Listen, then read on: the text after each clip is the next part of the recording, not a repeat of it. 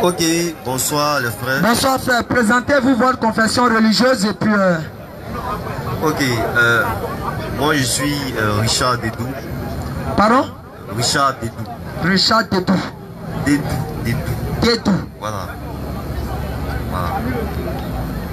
Je suis chrétien juste.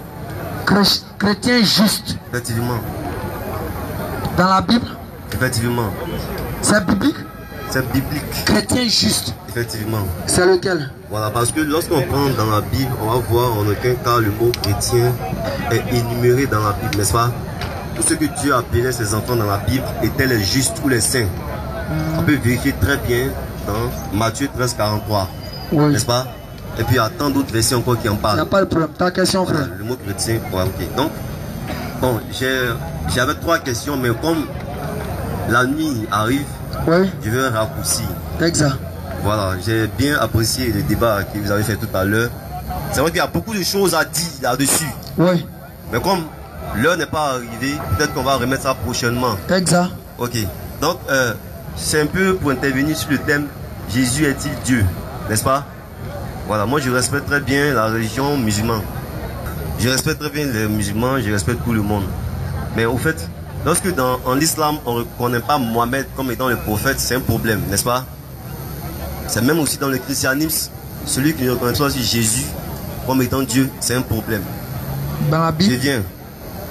Je viens vraiment doucement. Ok. Voilà, donc j'aimerais savoir d'abord pour ma première question. Oui. Est-ce que dans l'élaboration de la création de l'existence, Dieu a eu à faire cela avec l'apport d'une tierce personne? Je ne sais pas si ma question est comprise. Hein? Est-ce que Dieu a créé toute la végétation, tout ce qui se passe aujourd'hui, la végétation, la verdure, toute la création, avec l'apport d'un ange? Ça, c'est ma première question d'abord. Ok. Je vais te répondre rapidement avec un verset coranique et puis on va avancer. Premièrement, je réponds non et j'appuie avec un verset biblique. Dieu a été seul dans sa création, comme la Bible l'enseigne et comme le Coran l'enseigne. Coran chapitre 43, 46. 46, 3. Ouvre-moi, vous savez pas ça vite. Ok, voici ces chiffres. Qui? Que pensez-vous? Et nous n'avons créé les cieux et la terre et ce qui est en eux, en toute vérité, pour un thème fixé. Que pensez-vous de ce que vous invoquez en dehors d'Allah? Montrez-moi donc ce qu'ils ont créé de la création. Où ont-ils dans les cieux une participation avec Allah? Apportez votre preuve. Le Coran pose la question, est-ce que vraiment vous êtes sûr de ça? Un ange ou bien un genou ou bien un homme consort a été Dieu à créer quelque chose. Donc, le verset continue en disant, apportez-moi un livre antérieur au Coran, ou même un vestige d'une science, si vous êtes véridique.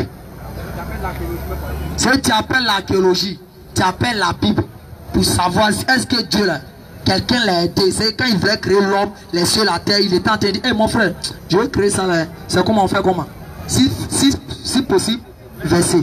Ok, merci bien frère, parce que tu as dit c'est très important. Oui. Voilà. Je ne vais pas rentrer dans le Coran, hein, parce que finalement le Coran s'interprète par ne s'interprète pas par le Al-Furqan, n'est-ce pas? Le Coran s'interprète par les versets, par les hadiths et les tafsirs. Qui a dit ça? Ok, bon, je vais pas rentrer là d'abord. Je vais dans. Non, on veut savoir qui a dit ça. Ça va? Ok. Faut nous répondre. Je vais après. Non, non, frère, faut me répondre. Les gens qui sont ici, on a offert, il faut répondre. Je viens. S'il te plaît, faut répondre. Je vais parler. J'essaie, ça va, je vais parler. En fait, le problème, ce que tu as dit, c'est très bien clair, n'est-ce pas? Ouais. Mais j'aimerais savoir, pourquoi est-ce que dans la Genèse, quand Dieu, dans la création de l'homme, Dieu utilise le thème faisons. Alors Dieu parlait. Pourquoi est-ce qu'il dit faisons et il ne dit pas je fais? Parce qu'on sait que nous avons été à l'école, n'est-ce pas? On sait que quand tu dis faisons est la première personne du pluriel. Ça signifie que ce n'est pas une personne qui a fait. Tu es d'accord avec moi, non, frère? Dans le langage que tu veux comprendre, bien sûr. Bon, c'est que Dieu. Pourquoi est-ce que Dieu a dit Ok. Premièrement, frère. Premièrement, les écritures de l'Ancien Testament, l'hébreu et la Genèse est en hébreu, pas en français. Premier point d'abord, pour lever ce drapeau. L'hébreu, c'est une langue sémitique. Elle a quoi? Son pluriel de respect, de majesté, qui ne peut être traduit en français si ce n'est que quoi? Une approche qu'on peut donner. Et quand Dieu parle là, c'est d'abord les textes sont en hébreu. Le mot c'est quoi? Elohim. C'est Eloah. Et comme un Elohim, le him qui vient, ça crée ça comme un pluriel, mais un pluriel de majesté et de respect. Mais la traduction qui vient en français détruit un peu le sens. C'est comme l'arabe. Quand tu vois, on dit Nahnu, qui veut dire quoi? Nous avons créé. Mais ça ne veut pas dire que Dieu avait beaucoup de personnes. Mais dans la langue hébraïque, comme arabe, il y a un pluriel de majesté. Qui explique quoi? Le sens de quoi? La personne propre à Dieu lui-même, qui se donne ce titre à lui-même, qui signifie quoi? Il est glorieux, il est majestueux. Mais quand on vient traduire en français, c'est ça qui donne comme si il y a plusieurs dieux dedans. Sinon, dans les textes hébraïques, ce n'est pas ainsi. En d'autres termes, le pluriel royal qui est destiné à Dieu lui-même dans la langue hébraïque et dans la langue arabe. Peut-être ça peut être dans d'autres langues. Mais dans ces deux langues que nous connaissons, voici comment c'est. C'est en français que ça vient comme ça. Pour essayer de vous donner une approche. Je ne sais pas si je me fais comprendre. Donc je ne sais pas si tu as été satisfait ou bien tu nous réponds la question mais pour comprendre quelque chose.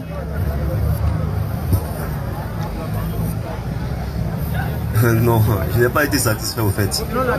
Voilà, je n'ai pas été satisfait parce que lorsque même on prolonge, on va voir que lorsque Adam avait péché, et que Dieu l'a éloigné du jardin d'Éden, il a dit,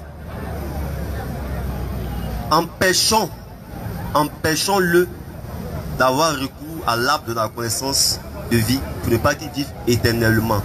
Et puis il a dit, voici que l'homme est devenu comme l'un de nous. Tu comprends, non? Frère, voilà. En fait, ce qu'on doit savoir, c'est que quand on dit le thème Dieu, on peut parler d'une seule personne. C'est comme le nom d'une famille, n'est-ce pas? Voilà. Moi, par exemple, je m'appelle Dédou. Quand on dit la famille Dédou, c'est comme c'est, on parle du commun, n'est-ce pas? Mais dans la famille Dédou, il y a plusieurs personnes. Je ne sais pas si je me fais comprendre. Il y a plusieurs personnes, n'est-ce pas? Voilà. Donc quand tu t'aimes Dieu, est-ce que c'est une seule personne? Ou bien c'est plusieurs personnes qui ont le même objectif, même but, du fait qu'ils sont égaux à la même personne? Est-ce que tu comprends? C'est pourquoi quand Jésus vient, il dit, il est avantageux pour moi que je m'en aille. Car si je ne le fais pas, je ne vous enverrai pas le consolateur. N'est-ce pas? Voilà, bon, on va. Ma deuxième question. Ça, c'est en français, tu as eu non. Mais tu sais, ça dérive d'une traduction, non? Effectivement. La traduction, c'est laquelle? Avant qu'elle ne soit traduite, quel est le thème utilisé? En hébreu. Le thème utilisé en hébreu. Dans la langue originale. Ouais, le thème utilisé, ouais. Le thème nous. Non, le nous qu'ils ont mis en français, quel est en hébreu, c'est lequel? En hébreu, c'est lequel? Le nous. Bon, là, je ne sais pas. Donc, pour voilà. Preuve d'humilité, il faut aller faire recherche. Va d'abord, tu cherches un livre des Hébreux, tu cherches le sens nous là. Ils vont t'expliquer. De toute façon, on t'a donné l'explication. C'est comme ça, tous les savants juifs qui connaissent la Torah, comme Jésus l'a dit, dans Matthieu 23, le verset 1 à 4, les scribes et les pharisiens sont assis dans la chaise de Moïse. Écoutez-les, mais ne les imitez pas dans leur comportement. Pour dire, c'est eux qui maîtrisent la Torah. C'est comme ça qu'ils donnent l'explication. Dans leur langage, dans leur langue là, voici c'est un pluriel de majesté, un pluriel royal pour Dieu seul. Mais en français, c'est une fausse traduction approximative qu'on donne. Donc tu fais ces recherches, tu verras que ça va t'éclairer un peu. Merci bien ce que tu as dit. Bon, ma deuxième question, c'est laquelle? Oui. Je vais poser la deuxième question en disant, quand est-ce que Jésus a existé? À quel moment Jésus a existé? À quel moment Jésus a existé? Première, je te ramène la question en disant son existence physique ou bien son existence spirituelle. La Bible est tellement claire là-dessus. En prônant d'abord les choses spirituelles. C'est pourquoi Jésus a dit, mes paroles sont esprit et vie, n'est-ce pas? De la part de qui? Mes paroles sont esprit et vie. Je vais dans le sens de ma parole. Je ne vais pas prendre une autre ouverture. Parce que si on veut parler, on ne va pas même quitter ici. Il n'y a pas de souci. Voilà, donc on va droit au but parce que la nuit arrive. Okay. Exact. Donc, c'est dans le sens spirituel parce que Dieu, il est spirituel. C'est pourquoi dans Jean 4, verset 14, il nous dit que Dieu est esprit. N'est-ce pas? Jean 4, 14, Dieu est esprit. Tu es sûr que Dieu est esprit? Mais c'est écrit dans la Bible, c'est pas moi qui l'ai dit. Moi, je n'ai pas les paroles à porter. Oui, j'ai pas peur. Voilà, maintenant, clair. toi-même, quand tu lis là, tu es sûr que ce passage est vrai? C'est clair. Dieu est esprit. Effectivement. Satan est quoi? Dieu est esprit, Satan est quoi? Satan est un esprit qui a été créé. Satan est esprit aussi, non? Les anges sont quoi? Sont les esprits. Donc ils ont même nature et Dieu. C'est pourquoi Dieu... Non, attends d'abord, faut répondre d'abord. Faut répondre d'abord. Ils ont même nature. Ils n'ont pas même nature. Donc, tu sais, Dieu n'est pas esprit. Je viens. Dieu n'est pas esprit. Je viens. Dieu est quoi? L'esprit. Je viens. Dieu, c'est comme...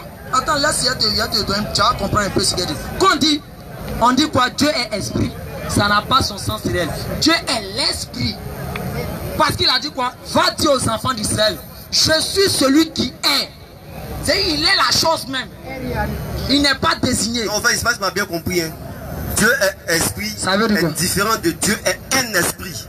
Il n'a pas dit ça. Non. Non, au fait, il faut être clair sur quelque chose. Dieu est esprit est différent de Dieu est un esprit. On est d'accord, non? Satan est un esprit, mais il n'est pas esprit.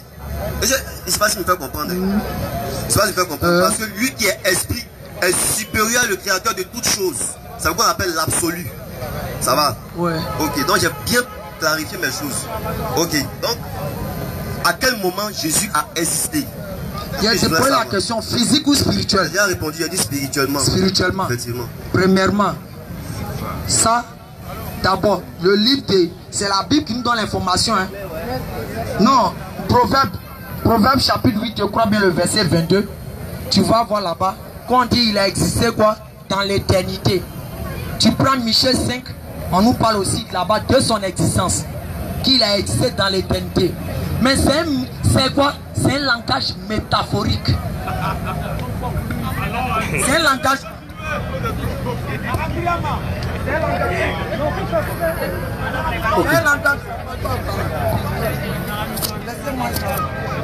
C'est un langage métaphorique.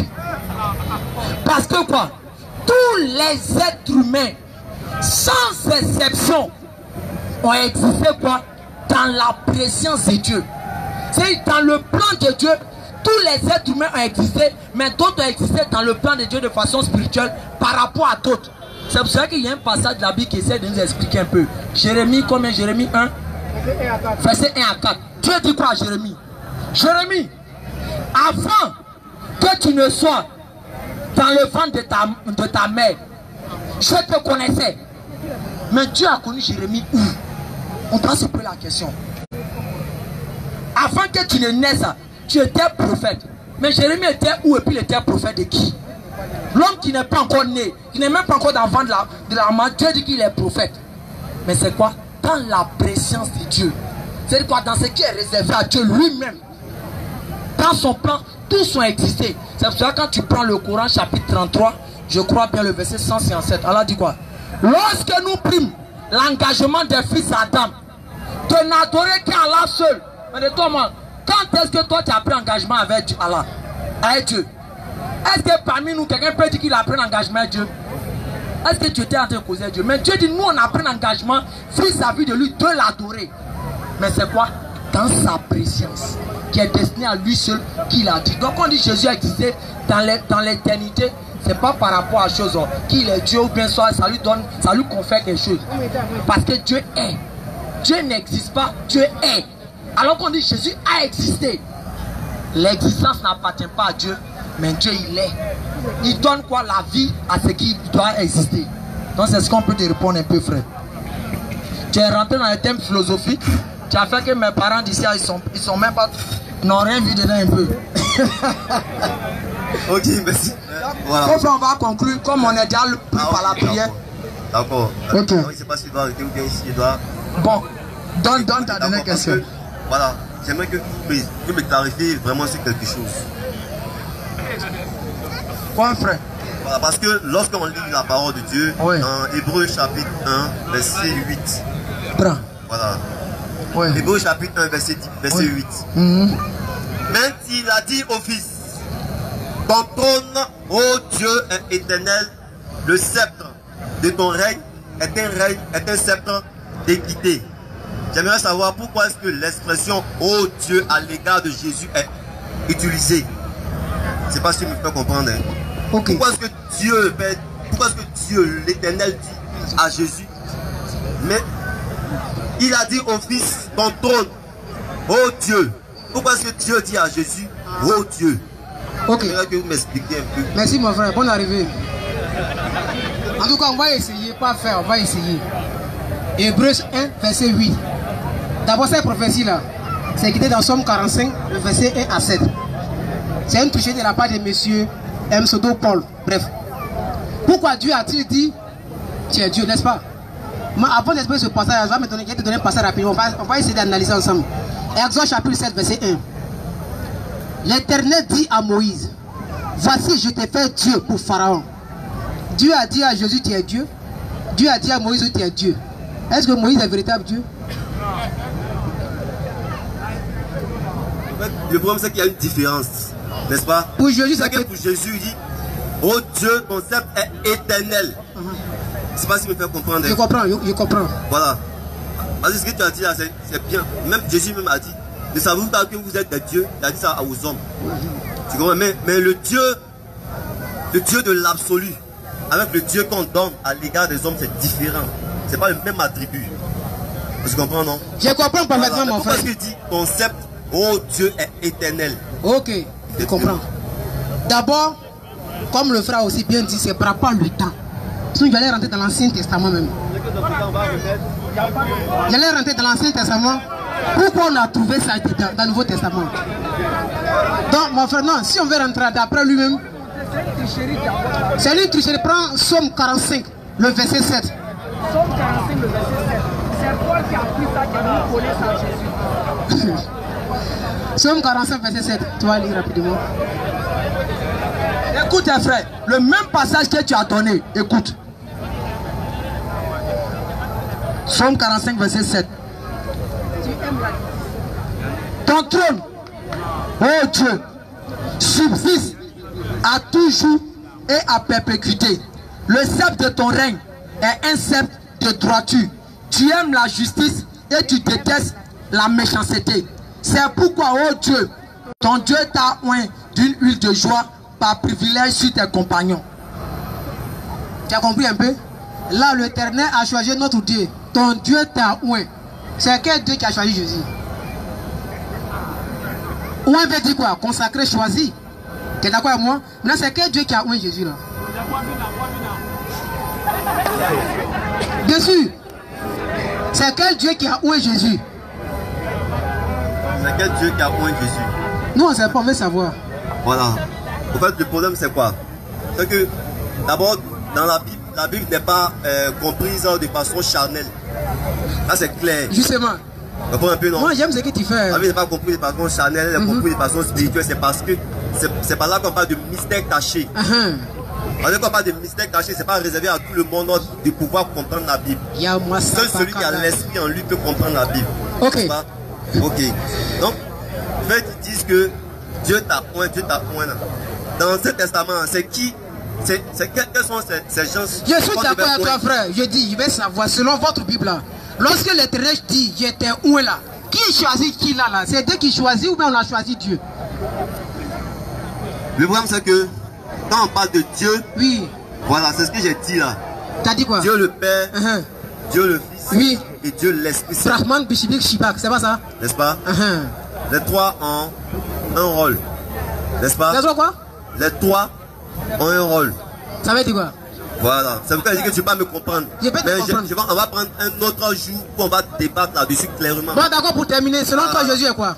C'est clair, selon moi, Jésus est Dieu. Il est Dieu. Dieu je confirme. D'accord, selon toi, Jésus est Dieu. Effectivement. Est-ce que Jésus était Dieu dans le ventre de Marie avant sa naissance? Oui, effectivement. Tu viens de donner le verset où il a dit ça? Tu viens de donner le verset où il a dit ça? C'est pourquoi il a dit dans Jean chapitre 2, verset 58. Tu as dit il était Dieu dans le ventre de Marie. Jésus a dit qu'avant qu'Abraham ne soit, Il était. Jean 8, 58. Effectivement. Avant Abraham fit je suis. Je suis. Et avant Abraham. Qui avant Abraham, avec qui? Avant qu'Abraham ne fût, je suis. Non, non, avant Abraham, il y avait l'homme, non? Effectivement, il y avait l'homme. Il y avait qui? Il doit dire quelque chose, c'est parce que c'est à cause de ça qu'il a énuméré Abraham. Je vais t'aider à comprendre, mon frère. Comprends un peu, non? Il doit dire quelque chose, c'est à cause de ça qu'il a énuméré Abraham. Bon, d'accord. Parce que les pharisiens, ils se disaient qu'ils étaient fils d'Abraham par rapport au fait qu'ils prenaient la loi comme attache. Ils disent qu'ils sont fils de Dieu. D'accord. Donc, on a énuméré Abraham. Donc, Je suis d'accord. Voilà. Tu dis Jésus est Dieu, non? Effectivement. D'accord. Selon la Bible, là, maman de Jésus, c'est qui? Selon la Bible, maman de Jésus. Ah. Maman de Jésus, c'est... Bon. Le maman de Jésus, c'est Marie. Selon la Bible, là, son père, c'est qui? Jésus cher, c'est Marie. Non, non. Sans on ne peut pas être homme. Selon la Bible, là, son père, c'est qui? Selon la Bible, son père, c'est qui? Oui. C'est Dieu le Père. Dieu le Père. Sa mère, c'est Marie. Non. Il y a un problème. Il y a un problème. Pourquoi est-ce que je dis il y a un problème? Pourquoi est-ce que je dis il y a un problème? Parce que vous prenez les choses de façon charnelle. En fait, c'est clair. Vous prenez les choses de façon charnelle. Vous voyez un peu, non? Ok, frère. Prends ton numéro comme Dieu le Père. Voilà, quand il dit Dieu le Père, c'est pas comme si Dieu a couché quelqu'un. C'est pas la même chose, un frère. Ça, c'est spirituel. Voilà, c'est clair. On va changer, tu es cool.